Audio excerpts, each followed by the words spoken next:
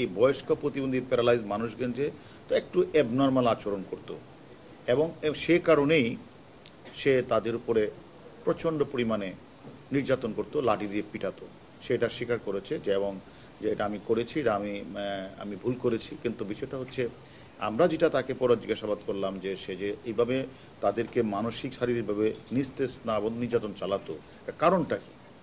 তখন সে যে নিজে যে মাদক সেবন করেন, যে ইয়াবা খায়, সেটা সে নিজেই স্বীকার করেছেন যে এটা আমি তখন বুঝতে পারি নাই এরকম, এবং এটা যে করা ঠিক হয় নাই সেটাও সে আমাদের কাছে স্বীকার করেছে।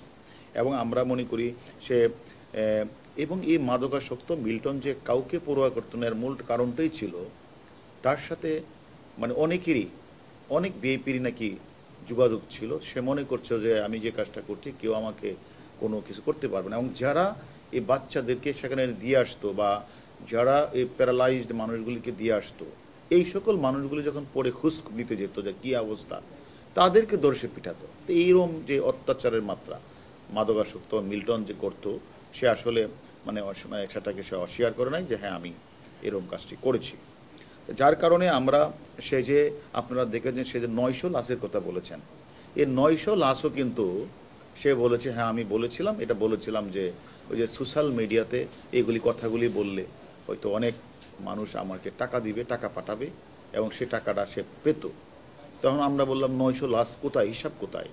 সে রেজিস্টার দেখাতে পারে নাই, কোথায় কবর দিয়ে সেটা দেখাতে পারে নাই। পরবর্তী বলছে সেটা বললেন যে আসলে 900 লাশ তো আসলে আমি কবর দিই না, আমি আসলে 900 লাশ আমি বেসিক্যালি সোশ্যাল মিডিয়ার মাধ্যমে প্রচার করে মানে আমি টাকা দণ্ড এগুলি করেছি। সেটা পরবর্তী যে সে বলেছে যে 135টা লাশ সে দাপন, 135টারও কিন্তু সে এখনো হিসাব দিতে পারে নাই কোথায় কী করেছে এবং কোথায় কী করেছে। তাই এগুলি আমরা আরও প্রয়োজনবশত আমরা মনে করি সে যিনি যে প্রতিনিয়ত তার আশ্রমে অনাথ, মানসিক প্রতিবন্ধী এবং মানসিকভাবে ভারসাম্যহীন এইগুলো ভিডিও তৈরি করে সেই ভিডিওগুলি সব বিভিন্ন ফেসবুকে দিয়ে মানুষের বিবেককে নাড়া দেওয়ার চেষ্টা করেছে।